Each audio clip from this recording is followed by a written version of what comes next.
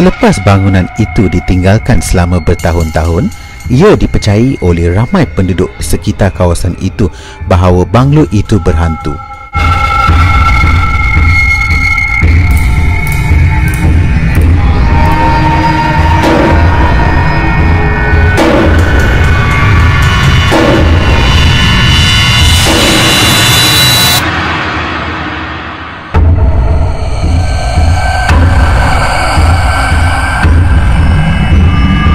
Ini juga telah menarik ramai penggemar paranormal untuk melawat lokasi ini, terutamanya pada waktu malam.